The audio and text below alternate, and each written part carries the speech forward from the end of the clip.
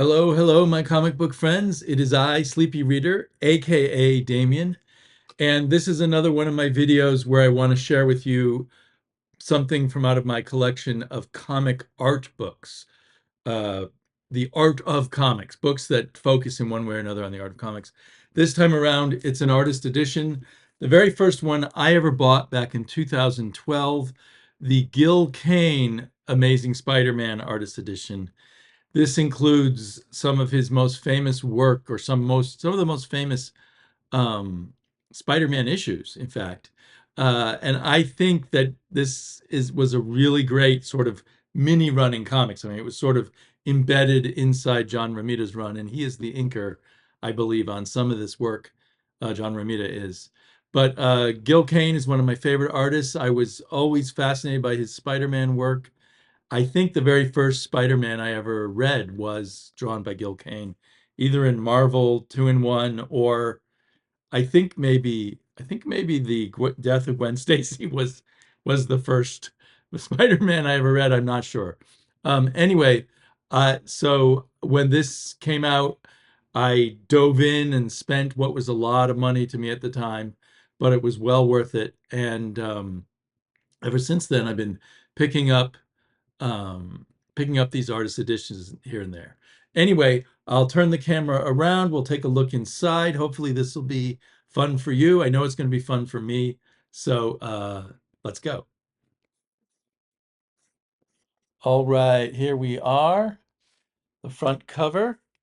A little bit of glare from my light. There's the back cover, which just has this stylized spider and Gil Kane's signature. But like all of these books, it has really nice end papers, blown up panel. As many of you know, these are color photographs or color scans of the original pieces of paper that the artwork was done on. So you can see the aging of the paper. You can see the whiteout that was used. A lot of whiteout was used here, I assume by the inker. Um, and sometimes you can see preliminary sketches in blue pencil or whatnot, places that things where have been erased throughout. Depends on the artist and the inker and the team that was working on it. All of these are inked by someone else, not by Gil Kane, and the styles sometimes change a little bit depending on the inker. So here, for instance, we have, now I do wish they'd used the covers for these specific issues, but they didn't. If I think of it, I might throw in the covers afterwards. But here, the first one we have, And Now the Goblin from Spider-Man 96. This is from, let's see, there's a date somewhere here. May 1971 issue. So probably sometime in the winter of 71, the way they dated things. Um, this is inked by John Romita himself. And you can see just in the fingers, in everything here, where you can see the lines, there's a Romita quality to it over the Gil Kane. But the two really meld well, in my opinion. Um, I think the Ramita stuff has kind of a slick veneer to it in a way that maybe another inker might give a different feel to things. Right away, you can see these pages are just full of stuff and full of detail, movement, expression. You don't even have to read the story to tell Peter Love, that's an old friend of mine. Peter Parker is not going through a great time in his life. Um, and there's just something, these are the dull pages, right? But there's something appealing here. Every now and then, so that they can get a complete issue in here, there's one page they could not find the original, so they could not put it in here. I believe Scott Dunbier goes around the country searching for collectors of original art and scanning the art at their houses or scanning their art at comic book conventions so that he can get complete stories. And this does have a whole swath. You could read a whole mini run of Spider-Man here. 96, well, it skips around, but 96 through 101, and then 102 and 121. Um, yeah. So anyway, let's keep looking. It's funny, as a kid, I was happy when they had these half pages and gave me the illusion that there were more pages of comics back then. Still more just complexities of human life for Spider-Man, for Peter Parker. So the action really only begins on the last page. The superhero action. Was there anything else in here? Spider-Man swings around a bit. He saves a kid having a drug overdose. This is during that um, anti-drug period. In the grip of the goblin. Now we have Frank Giacoa as the inker. And I mean, it's subtle, but there's a difference. For me, there's a big difference between Frank Giacoa and John Romita's inking. Classic Gil Kane. He's an expert at these kind of twisting bodies. This might be sacrilegious to say, and I have come around a lot to John Romita Sr., but for pure sort of Spider-Man action, I kind of maybe like Gil Kane a little better. It's so close. Gil Kane, John Romita, and Steve Ditko each has their own flavor of Spider-Man that I love. The famous Gil Kane up the nose shots. Um, I I just think this is wonderful. It somehow captures emotion in a way. This kind of scene with all the faces there, um, the detail of the alleyway.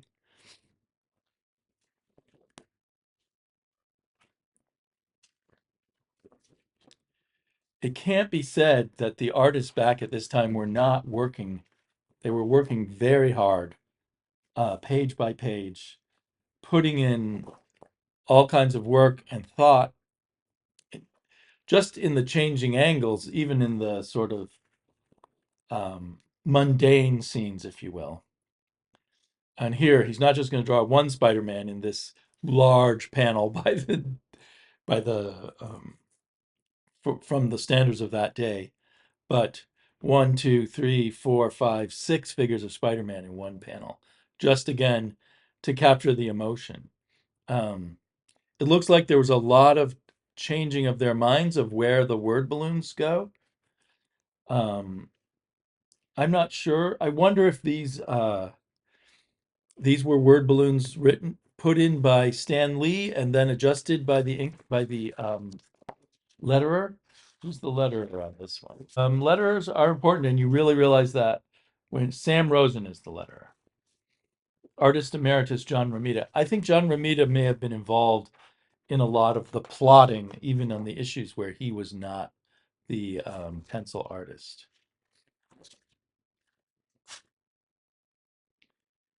To me, that's just a fantastic way to do a splash page. The view from the Goblin looking into Peter Parker's apartment. Stan Lee, writer extraordinaire. Gil Kane, penciler beyond compare. Frank Giacoa, best anywhere. Art Simic, who still has his hair. Well, he's lucky. I'm sure that Stan Lee considered Art Simic to be the winner in all of that. You can see lots of white out here. Um, Frank Giacoa, you're working in ink, probably with a brush. You're going to make mistakes, or most people are. So there's going to have to white out here and there. It feels like even in the mundane scenes, things are about to explode. And when they do, they're very explosive. Even this action between two people just not in superhero clothing is very kinetic and exciting. Now, some of the stuff that Gil Kane was doing here, probably he got from John Romita, I would guess. But probably there was a feedback between all the artists, uh, giving and taking ideas from each other.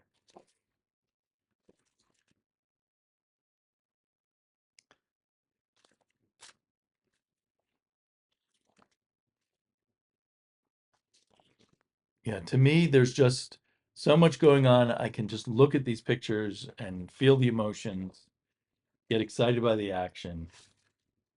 Also featuring Spidey on TV. More Frank Giacoa as the inker. And this art is so detailed that it works just as well in black and white as it does in color. I suppose there's a few scenes where color might clarify the action, um, but despite all the busyness, you can really make out everything that's going on in these pictures.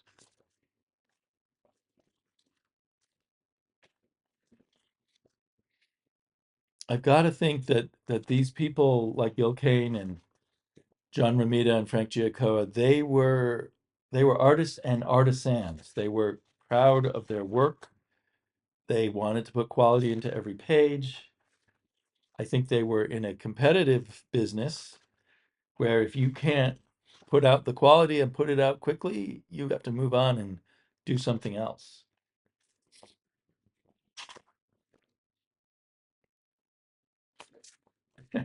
I thought this was the ultimate nightmare Spider-Man scenario where he got these extra arms. Still more Frank Giacoa.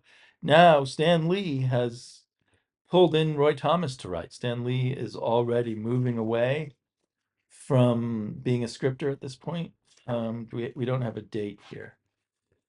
Spider-Man 101.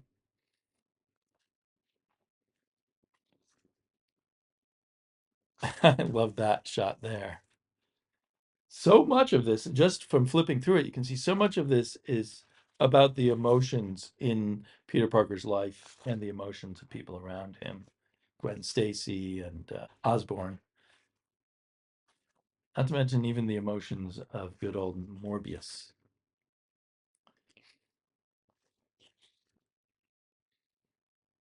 Morbius. It's almost a shocker in these old school comics to see a full page splash other than on the first page. Um, Even a panel this big was unusual. Roy Thomas, Gil Kane, Frank Giacoa again, Vampire at Large.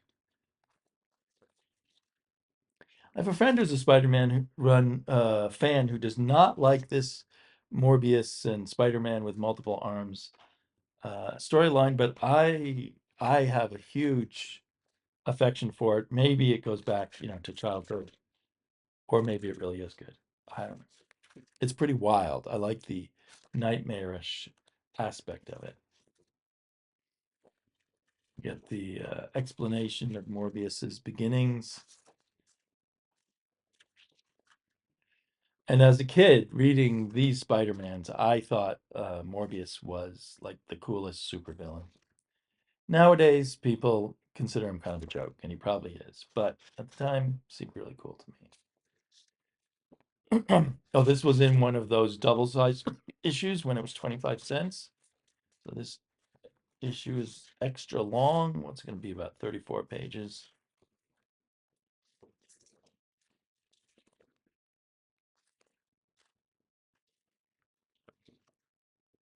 This has always been one of my. This is from 121. So now we're in the beginning of the death of Gwen Stacy. And John Romita and Tony Mortellaro are both inking. And I don't know much about Tony. Jerry Conway is the scripter now. Stan Lee is long gone. But I always thought this another one where someone's looking through a window, which I think is a great thing to give you that high up in the city kind of feel. But this time it's Spider-Man looking in on is it at the hospital or his apartment, looking in on Harry Osborn. There's Norman Osborn. I can't remember for sure if I first read like a John Romita story in Marvel Tales or if this issue of the death of Gwen Stacy, if this was my first issue. But I remember picking it up when I was 11 years old, and I was blown away, and I was so unhappy that when Gwen passed away. Spoiler, sorry, I just spoiled it. Again, we're so much in the psychology of the characters' heads and it's so well portrayed by the artists. I know that when I've heard talk about these issues, like with Gary Conway, he talks about talking over all this stuff with John Romita. So John Romita must have been an important person in the plotting of these. The inking looks a little less finessed here. So I'm wondering if this is the Tony Mortellaro person who I've not really heard much about.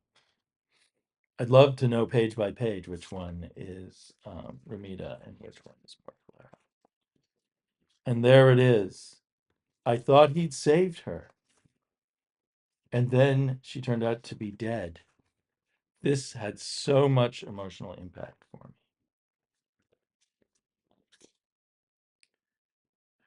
And I thought maybe the next issue we'd find out she's not really dead, but no, we did not find out that. They do not have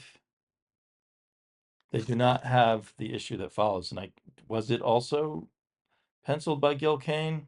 I have to check my copy. But in the back here, they have a bunch of random pages that they found, I guess, and thought would be interesting to see, like this epic fight with Dr. Octopus, which is quite cool. Gives the artist a lot of room to be super inventive and just think of all the things he can do with Octopus's arms and all the wild positions he can put Spider-Man into. Love it. Just a knockout, drag out fight that goes on, and a splash page at the finale. Oh, to be a kid back then. There's exciting stuff.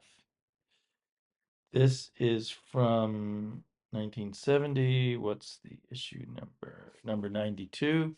The Iceman Attacks. Again, both here and there, we get the sense of being high up in the cities. It's done so well. Here's some splash pages. This is a crazy splash page. Walk the Savage Land. And then I think we're still in the Savage Land here. Beauty and the Brute. This one, it's a weirder splash page to me. There's something funny about the positioning of Spider-Man there. It's classic Gil Kane doing weird things with the fingers, but it just looks funny to me. Here we go with some covers, but this is a John Romita. Oh, it says Gil Kane and John Romita. This is the famous cover for one of the ones without the Comics Code Authority on it, because they dealt with drug addiction, which was not allowed under the Comics Code Authority, even though the U.S. government or some agency of the U.S. government had asked them if they could address drug issues amongst the youth. The Ute. This is one of my all-time favorite covers. At this point, when this cover came out, so in a way, Gil Kane graduated to being a cover artist after this Spider-Man run. So now this is in the Ross Andru era. I loved the time when these two fell in love and were going to get married, or at least she was in love. And this cover by Gil Kane is awesome. Here's another Gil Kane when the Jackal shows up. I don't know if, it's probably during the time of the Clone Saga. And then here they have a cover that's actually by John Romita, but they wanted to include it because it went with, I don't know why they didn't just put it at the beginning of the story of the death of Gwen Stacy. And then they follow up. Is this one by Gil Kane? Or is this one by, I think this one is also John Romita, but I'm not sure. Oh, and here's some art from that following issue. I guess they couldn't find all the art. The Goblin's Last Stand, of course. And we got Gil Kane and Romita and Mortellaro on the inks still. So there you go. Is it different end papers on each side? I believe it is, yes. Got the Goblin on one side, Doc Ock on the other. I just love this. It's fun for me to look through. That was a lot of fun for me. So I'm sure I will do more. I thought I would do these on a quicker basis, but I've just been slow to get to making videos at all these days. Um, Next, I plan to share with you this catalog of a John Buscema art show from Spain, which is in, believe it or not, a catalog from an art show. We wouldn't even have an art show on John Buscema here in the US, but in Spain they did, and they put out this hardcover catalog. It was reprinted by IDW, and it contains tons of art and then a fantastic essay about John Buscema's art and life in both Spanish and English. So I've read some of it and I need to read the rest, and then I'll do a little video about it and take a look inside also. Um, so hang in there, have a good time, read some comics. Talk to y'all later.